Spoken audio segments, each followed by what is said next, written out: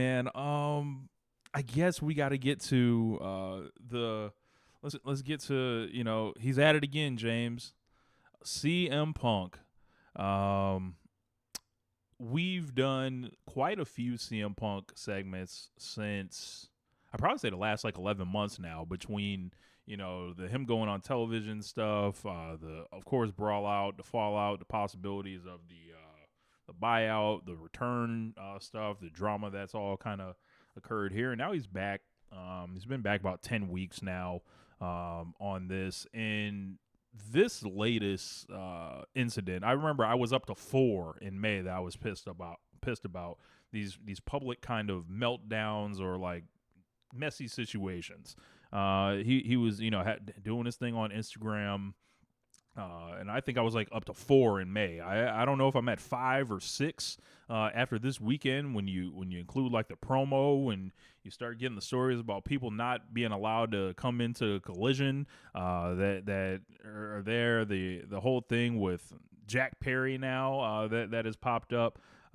This is just I I see this stuff and I'm just tired of it, man. I'm tired of it, and I know our friends are probably even tired of it. I'm sending out the information to everyone, and all the same responses pretty much keep coming back. And it's like, why does he continue to do these things or act like this? And it's like, I don't, I heard the whole promo thing with Hangman Page, and how it was supposed to be explained is it was this kind of work. He was gonna ask for permission later, and I'm like, man, isn't this how this initial situation started? Isn't this like, this whole thing like, when you do a work, you agree ahead of time that both people are in on the working, right? And, you want to get jumped the rail heat and all this stuff. Like, no one's going to run up on you. Like, no one's trying to fight you, CM Punk. No one's trying to do that. I think people are just really exhausted of CM Punk at this point. And he, the whole thing with Collision, obviously, I'm aware to some of the inner workings, not all of them. And then, some of the stuff is reflected on television. I think that people can easily kind of figure out. I think you're starting to see, wrestlers not appear on Collision anymore. I think you're starting to see the philosophies of Collision are just like are almost like being exalted by CM Punk. And, according to this story with Jack Perry, it's like, hey, we don't do that on Saturdays. That's almost his. That doesn't work for me, brother. That's their version of it. And quite frankly, like I don't think this is an equal thing at all. Like people are saying, oh, it's this Punk and Elite thing and all this. And it's like, the Elite is like gone radio silent for a long time. Hangman Page in particular has not said a thing. He's not right. He's not egging crowds on. He's not doing. He wasn't even in anything. the fight. He wasn't. He in wasn't the even fight. in the fight. He wasn't doing anything. CM Punk has repeatedly trashed this man in the ring, out the ring, in the media, on air, off air, and it's just like, is this another Bret Hart tribute? To where like you can't let it go? Is Hangman Page or Goldberg? Like what? Like, I don't get it at this point. And if you really want to work with the guy that bad, right? My boy Aaron made a great point. Wouldn't you like, you're in Greensboro, North Carolina, where this guy kind of cut his teeth. There are signs in the crowd.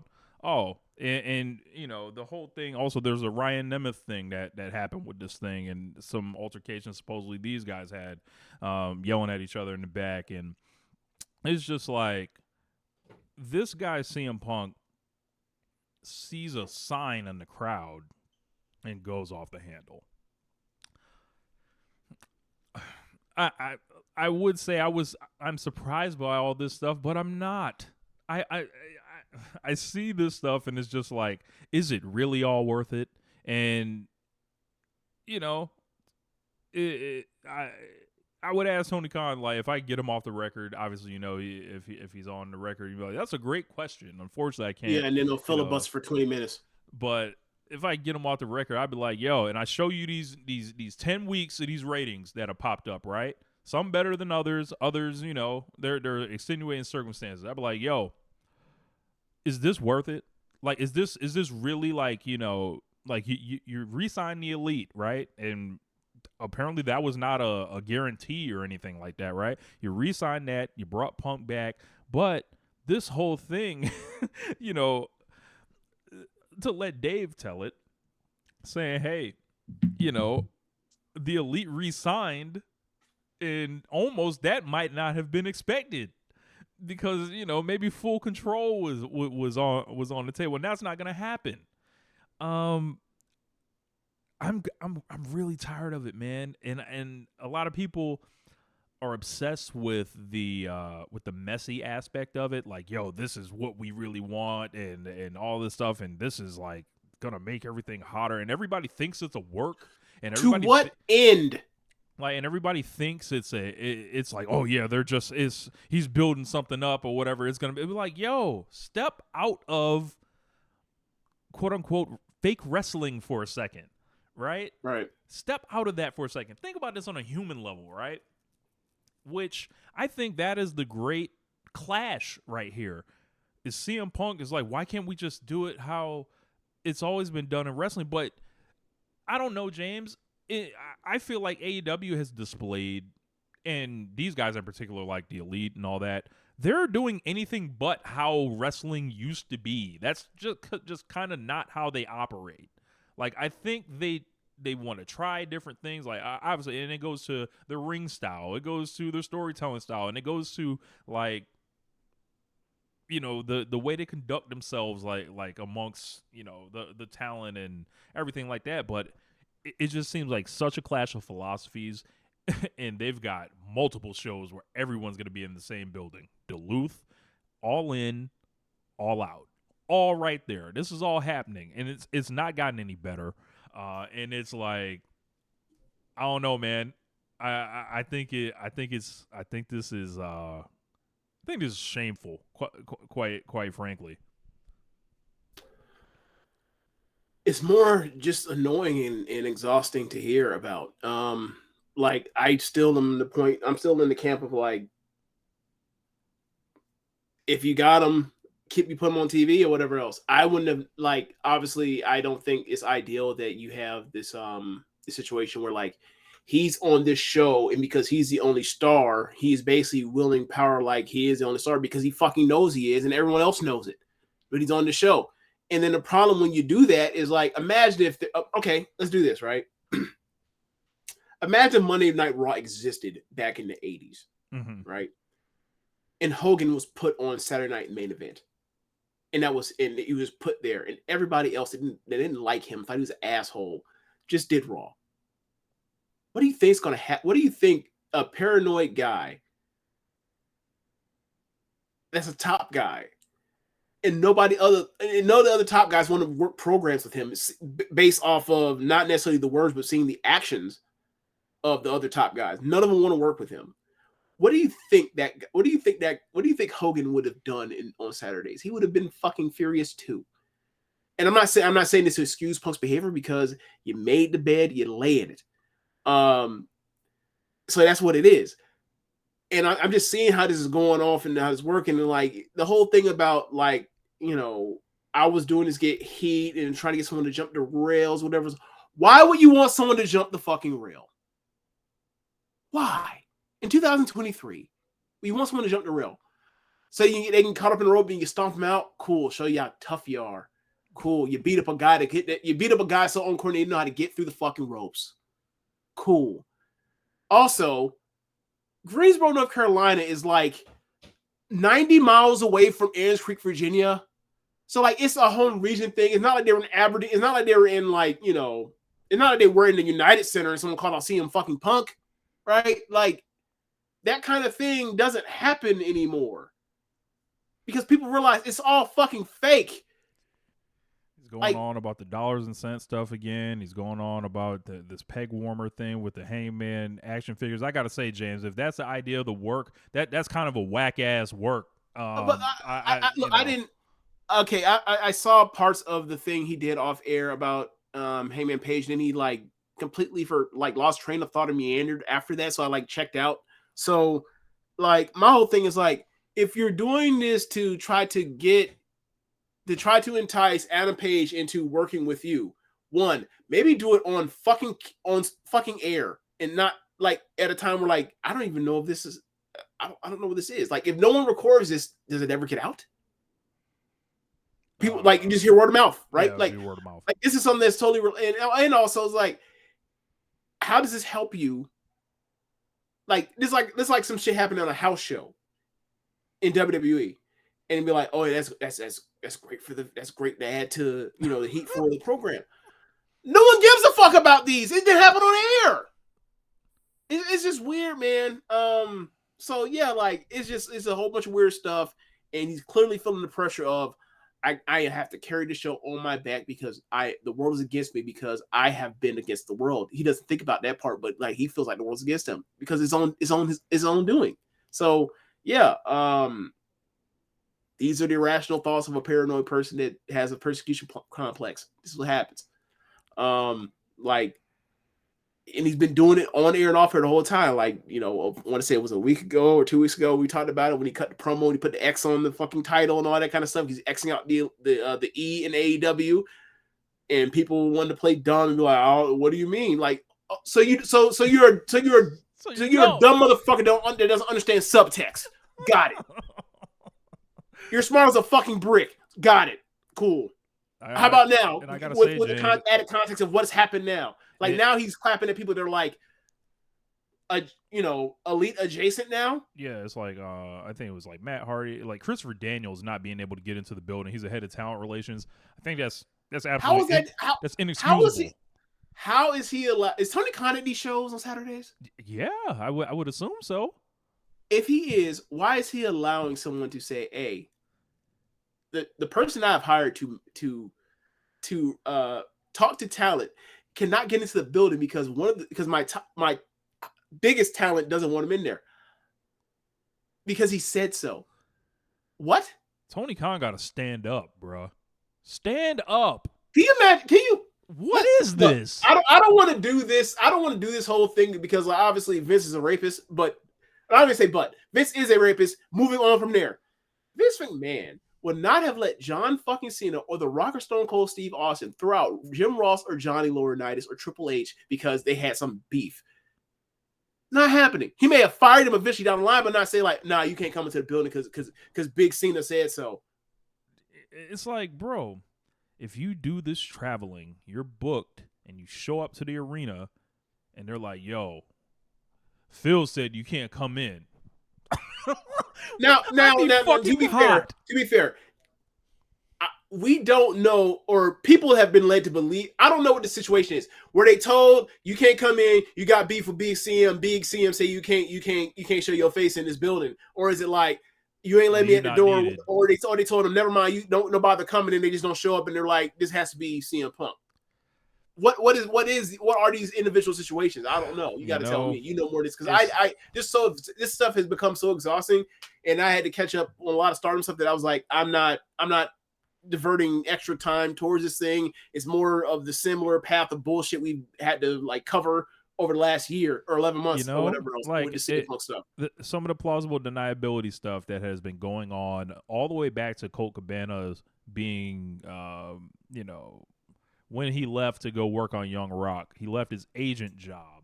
And this was like something I wasn't like really privy to. Like the whole thing was like the way it was kind of rolled out. It was like, oh yeah, he was gone and then his contract was going to expire and they didn't re-sign him. But this wasn't as a wrestler. Like he was winding down as a wrestler. This is his agent job that, he was leaving and supposedly coming back to, but Ace Steel was hired for. So when you start putting two and two together, it's like, what's going on here? So like there's just a lot of these situations where it's like, is Punk doing this? Or like pushing the button on this, or is this being pushed, like the button being pushed to keep Big CM happy? Or is it like this thing where they'll just not answer anything and hope it goes silent? But Right. that's a But the bad problem is, strategy when you got. but the problem that keeps subsisting is Tony Khan has credibility with these wrestlers that are alienated by CM Punk. CM Punk has a credibility of, well, I'm not gonna say derogatory words towards certain people or whatever else, but like he has no credibility with these people because he's alienated them over the last, at least 11 months. Mm-hmm. So what's going to start happening, what has probably already happened, is like people are looking around, is like the same thing when it comes to like, that damn Jim Ross, Vince like me, but Triple H or Jim Ross, Lauren Knight didn't want me. No, fool. Vince wanted you gone, and he's playing and he's being the Don by smiling in your face, and you too stupid to realize that like he's sending that person out there to fire you. Like he's playing good cop, bad cop. He's going to be the good cop because he's at the top, and he knows that like at a certain time down the line, he's going to call you, and your ass going to come running because he always liked you, right, dummy?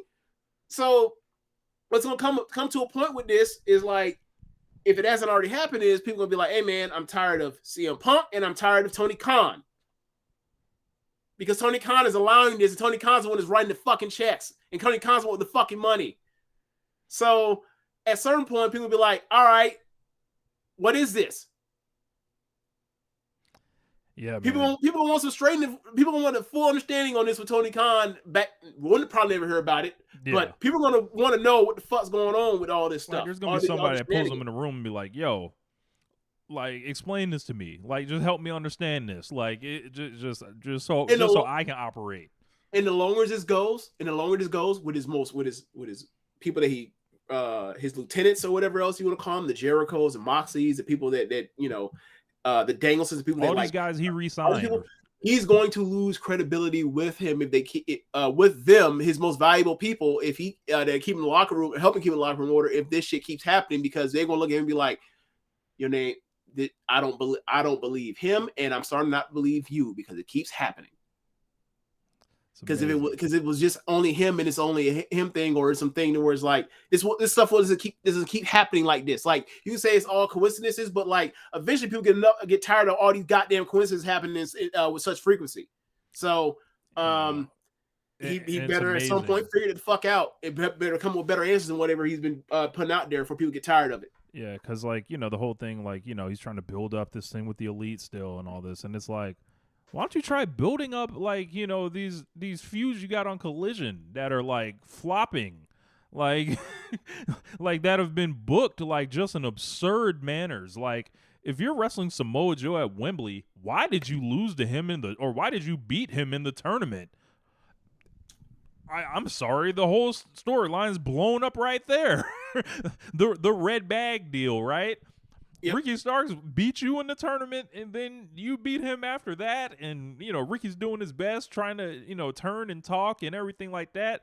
Jay White, you haven't interacted with him in forever.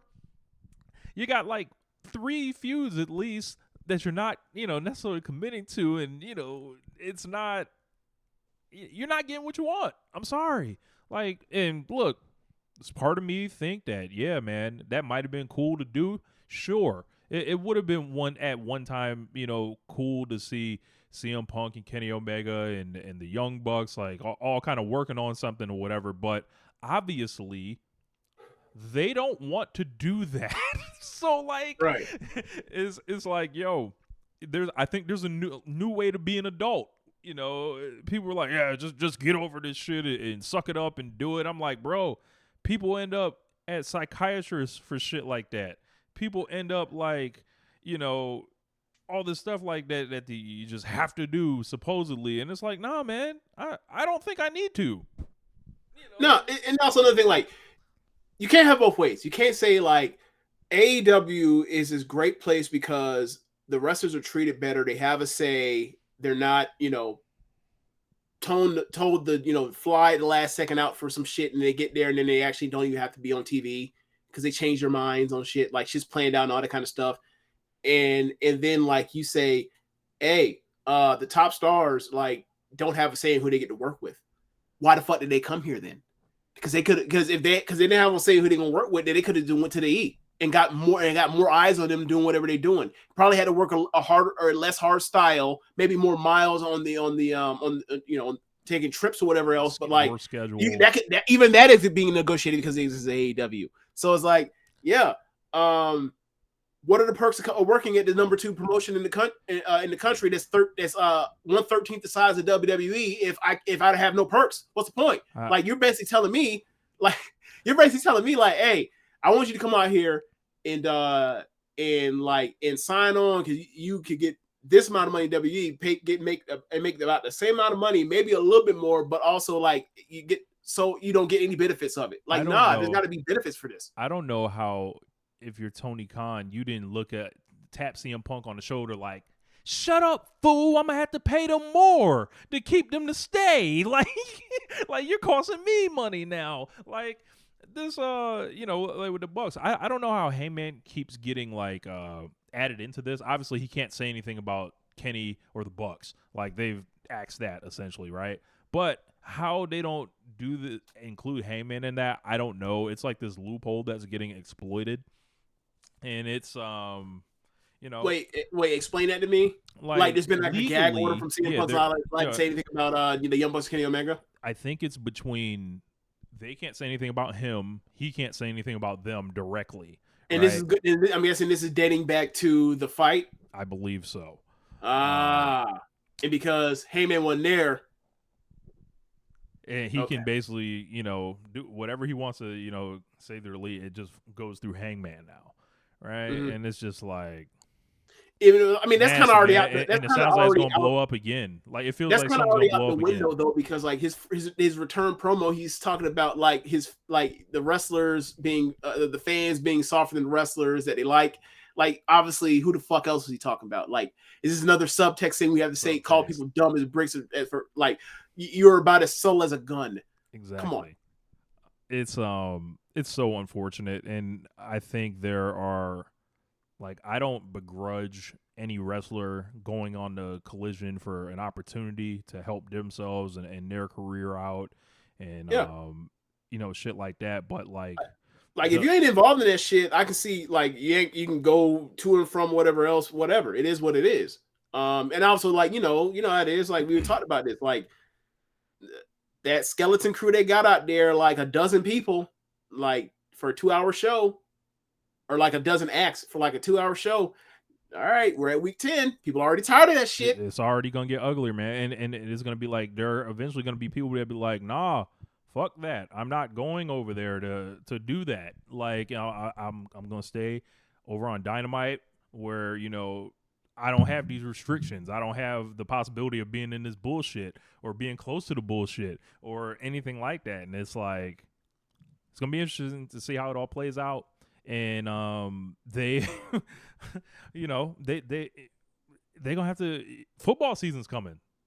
And like college football and regular football. And it's going to be a challenge on screen as much as it is going to be a challenge off screen, it seems like. Because at the end of the day, CM Punk seems to not be capable of not being himself.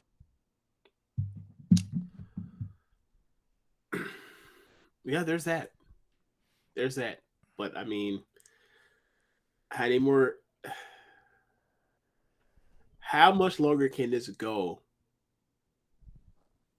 How much longer can like that show survive without Jericho, MJF, BCC, the Elite?